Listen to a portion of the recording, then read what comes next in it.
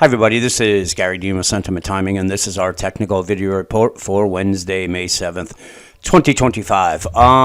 So the Fed has come and gone. They left the rates unchanged, which was kind of expected, but his tone really did not change, and that surprised me a lot because I'm starting to read it already. How what am I looking for here? How political it is. And I'm seeing people comparing the rate cut back in September of 2024, right before the elections, and they were the exact same circumstances as they were now. And they keep going on things they don't know, but everything that took place back then. We had a big market crash in August. The economic numbers were okay, and they cut rates by 75 basis points. And now we have the same exact situation, and they didn't do anything, and they didn't even pivot on the call. So I was a little shocked. It made my trade a little bit harder because I basically, the first thing I did was I sold some put premium down at the 55.70, 55.60, and when we were kind of coming up and down, I didn't really like the way that was, and I was not going to hold it into the Fed meeting just in case something happened and we ended up down here. So I closed that for $1,000, and then from there I put on a straddle right here, and I actually got in and out of it pretty good. So that was right around here. I bought the calls. I bought the calls for the 562s. I was using the spiders on this, so I was using I was using the 560s. And when we got up here, I was selling the 558s, and I was getting really good prices for them. And every time they did it, I would add the calls here, and I would add the puts there. But when we started going down, I was like, oh, what's going on here? I ended up closing the puts because this is the support level I've been looking at, and I said this is probably a high probability of where we're going to retrace, and it's a 50% retracement.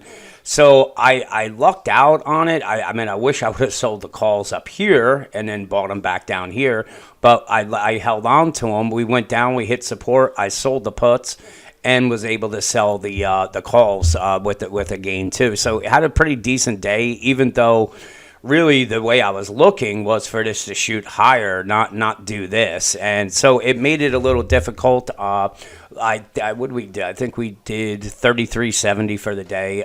So it was a decent day, just it was a little different than what I was anticipating. So what happens now? Well, the bearish divergences that we had on the 60-minute chart, it really can be fulfilled here just because we went from the 5,700 down to the 55.75. So it's a 150-point drop. That works on it. If we need more room on the downside, then we're going to be coming in at this really strong support level that has the moving average. It's a 23% retracement. And, that would probably be it before we head higher. But you can see they're trying to hold the 50-day here. So every time we came down and touched it, you're finding buyers come in. So if the bulls can get up and get it over these highs right here, that this is yesterday's highs. You can see sellers stepped in each time. If they can do it, then the next stop we're coming to is the 56.84 and most likely up to the 57.02 level. Now, if they can get above that, that's where, again, these upside targets, well, not really here. I'm sorry, I'd probably be looking right around here to 5,800. So anywhere from the 57.75 up to the 58.50 would make sense. And I still think we're going to get there before within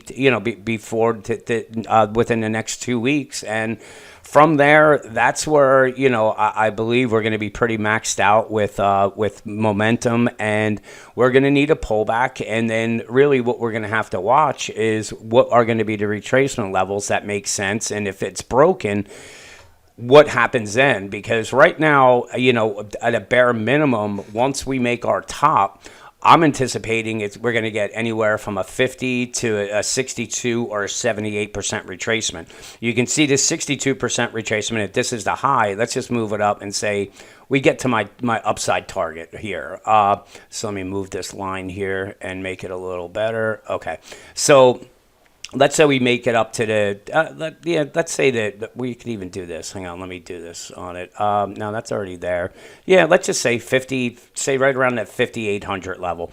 So what I would be looking for at a bare minimum would be a test of this level here, right down at the 51.95 to the 50.32. From 800, that's 5,800, that's a pretty big drop. So that's why I think that, once we get up to these levels and we get into the cycle top date or time period, I should say, you want to be cash and you want to be waiting for this pullback to buy your stocks back. So I know the quantum stocks got a little hit today. I'm not really quite sure what the rhyme and reason was for it, but I think they're going to follow through with a bounce once we see, that the bulls get their footing again. But each time we come down to our moving average here, we are, buyers are stepping in. So if they can head higher from there, again, the next one is going to be the 57.75, and then it's going to be up to the 57.90. Let's say, let's call it 5,800, and that runs into into our within the next 2 weeks. That's where the top is going to be, and that's where I believe that we're going to retrace here, or we could even go below that.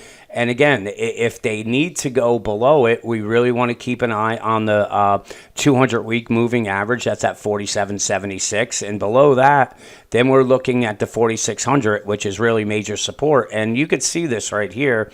If I just take it and move this here, this is the 4,600. This is where we made the lows here. So anywhere in this area here would not surprise me to see this is where the low comes in.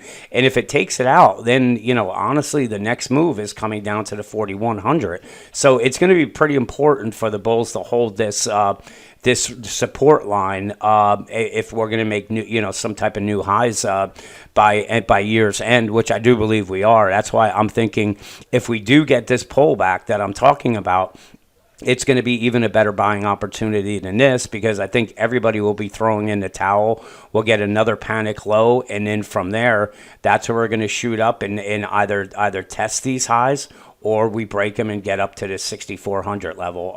Again, that's a little out in the future, but in any case, that's what I would be looking at. So let me move over to our daily chart again. What you can see is, again, we're coming down. We're hitting the 50-day moving average. Buyers are stepping in. If they head higher, we're looking up to the 57.90 level, this is resistance. If they're going to head lower, this is where I'd be looking to buy the 51.17, 55.17 down to the 55.01 level. And, we got to just remember that we have these open gaps here, so we got to be careful and make sure support holds. But right now, this looks like it's just consolidation. And if you can see, if we come down to this level here, this will actually fulfill this rising wedge right there, and it would be a decent little pullback, and from there it would open up the doors for the move higher, because I think we'd get a lot of people bearish on this market. So let's just see what plays out tomorrow. A break of this low, we're going to anticipate we're going down to the 5,500 level. A break above here, I believe we're coming up and testing the previous highs or breaking them. So let's see what plays out tomorrow. Have a great night, and I will talk to you guys in the morning.